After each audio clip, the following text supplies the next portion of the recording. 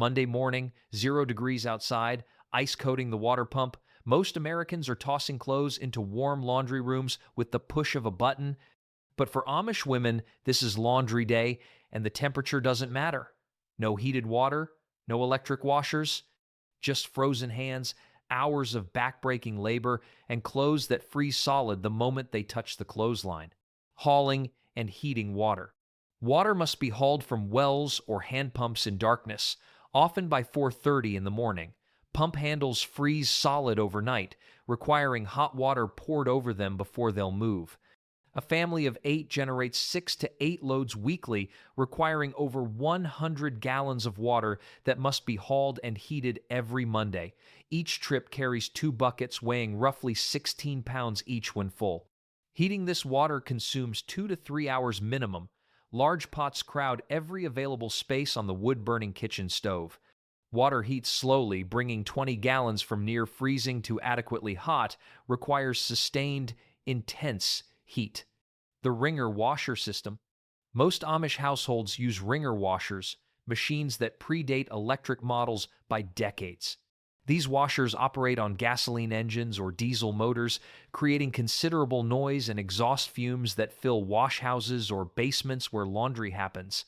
The engines must be started manually, often requiring multiple attempts in cold weather when fuel doesn't vaporize readily and engine parts resist movement.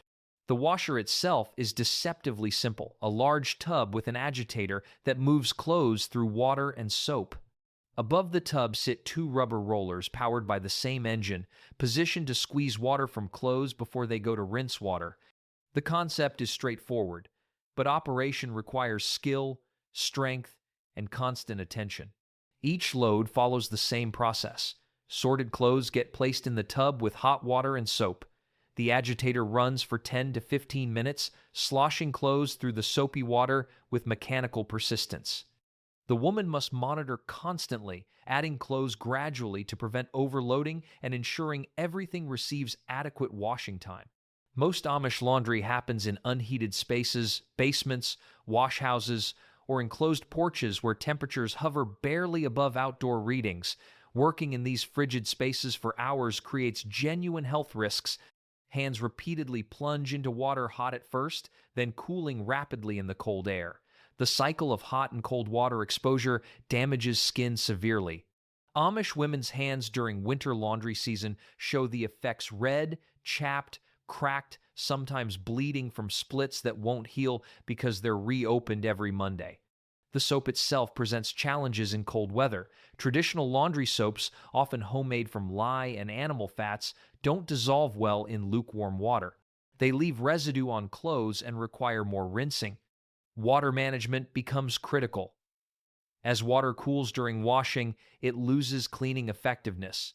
Women must constantly add hot water from reserve pots, depleting supplies that took hours to heat.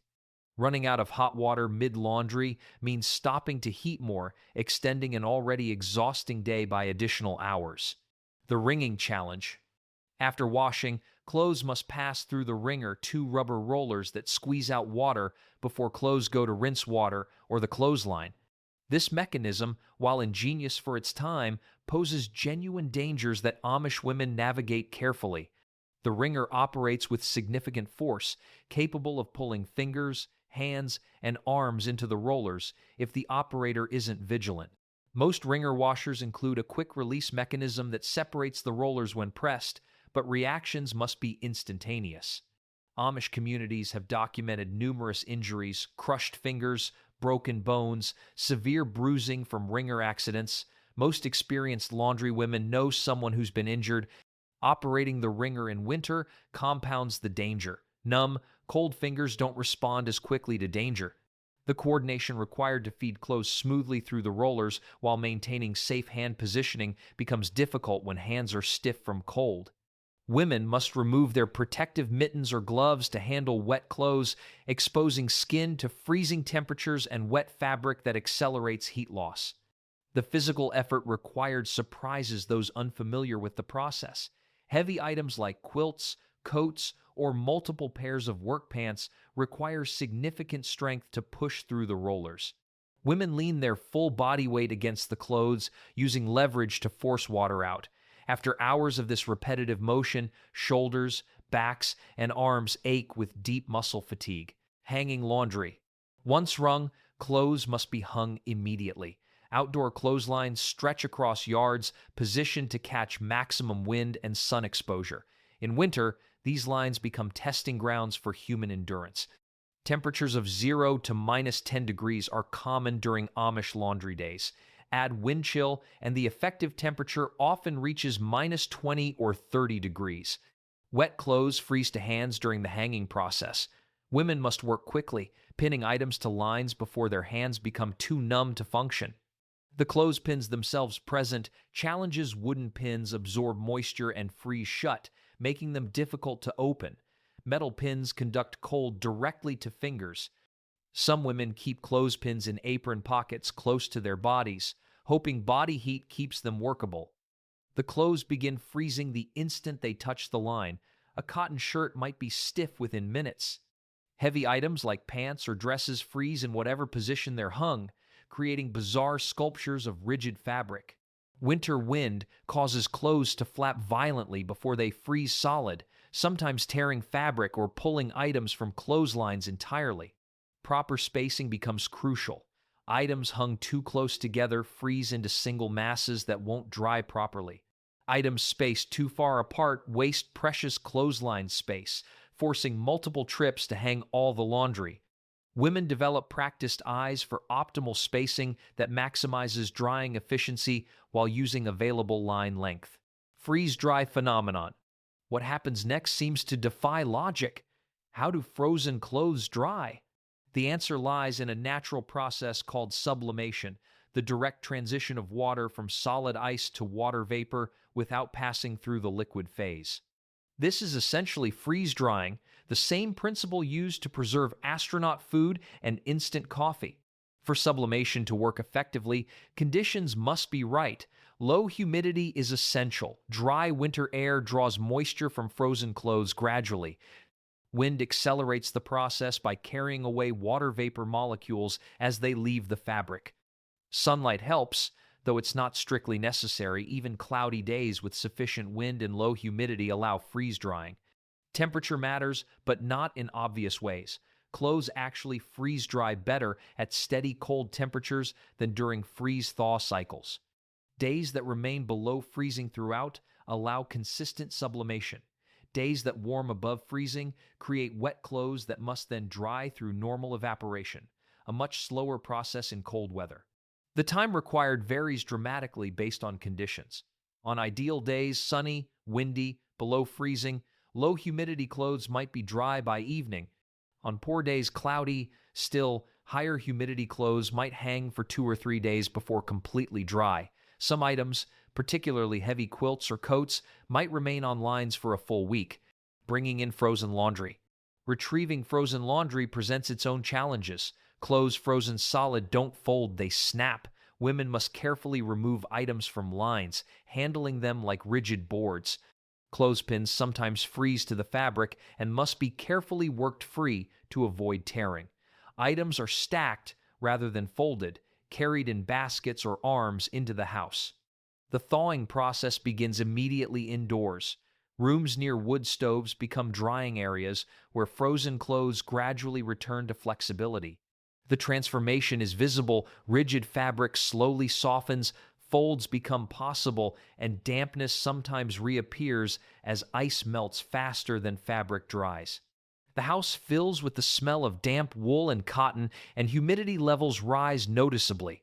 Damaged fabric is discovered during this stage. Freeze-thaw cycles can weaken fibers, particularly in older clothes already thin from wear. Small tears become large ones. Buttons crack from repeated freezing. Elastic loses integrity.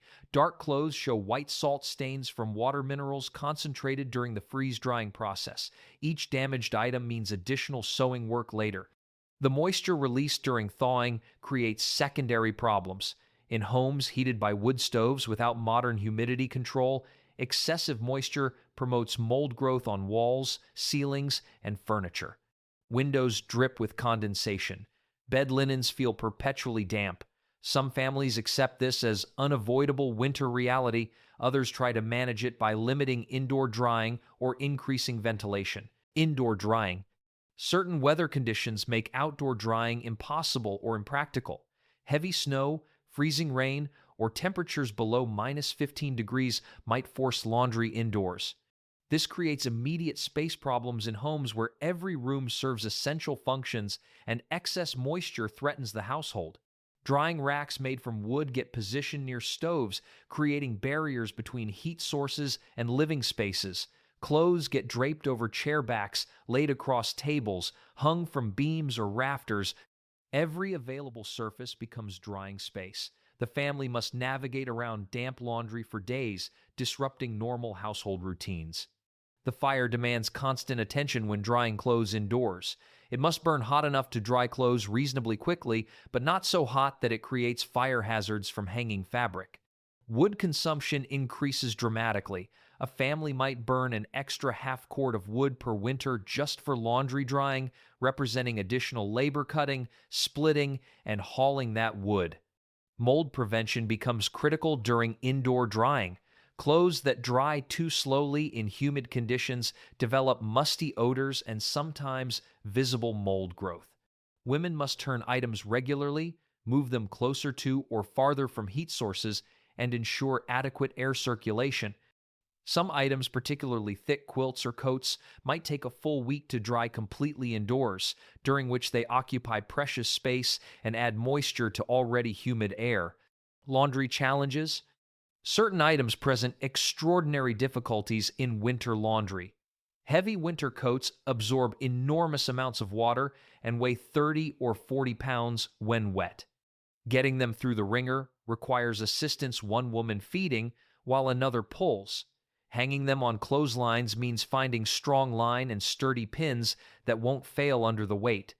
When frozen solid, they become too heavy for one person to remove from the line. Quilts and blankets present similar challenges magnified by size. A wet queen-sized quilt can weigh 50 pounds or more. The wringer can barely accommodate their bulk, and they must be fed through carefully to avoid jamming the rollers. Once frozen on the clothesline, they resemble rigid wall panels that require 2 or 3 people to remove and carry inside. Diapers create their own category of difficulty.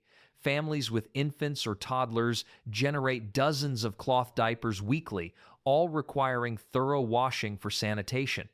Winter means these diapers freeze solid on the line, and parents face the choice of using partially damp diapers that finish drying indoors, or maintaining large enough supplies that every diaper can dry completely before reuse. Most families do both, keeping extra diapers on hand while carefully rotating them through washing and drying cycles. Work clothes covered in manure, mud, or barn debris need pre-soaking that's difficult in winter. The soaking water freezes overnight if left outside, and bringing it indoors creates sanitation concerns and foul odors. Women often do minimal soaking in coldest months, accepting that some stains won't come fully clean until spring allows proper outdoor pre-treatment. Physical toll on women. The cumulative physical effects of winter laundry are severe and long-lasting. Hands suffer most visibly by February. Most Amish women's hands show deep cracks, chronic redness, and sometimes infection from splits that never fully heal. The cycle of hot water, cold air, and wet fabric destroys the skin's protective barrier faster than it can regenerate. Frostbite affects women who hang laundry in extreme cold. Fingers and sometimes toes develop the characteristic white or gray discoloration indicating tissue damage. Mild cases cause pain and numbness that resolves over days. Severe cases result in permanent nerve damage, reduced circulation, and increased sensitivity to cold that worsens with each subsequent winter. Back and shoulder problems plague women who do laundry for decades. Hauling water, lifting wet clothes, pushing items through wringers, and hanging heavy frozen items create repetitive stress injuries. Many older Amish women develop chronic pain conditions that would be classified as occupational injuries in other contexts, but are simply accepted as the natural consequence of necessary work. The time commitment alone constitutes significant stress. laundry consumes 8 to 12 hours every Monday, a full workday dedicated to a single task. This doesn't include preparation time on Sunday evenings or finishing work on Tuesday mornings when items need final drying or didn't get completed Monday. Women with young children must somehow fit childcare around laundry demands, often rising before dawn and working after children sleep. Winter laundry in Amish households reveals something profound about the relationship between conviction and comfort. These women aren't doing laundry in freezing conditions because they don't know easier methods exist. They're fully aware that heated laundry rooms, electric washers, and automatic dryers exist minutes away. They're making deliberate choices that value religious consistency and community identity over personal comfort.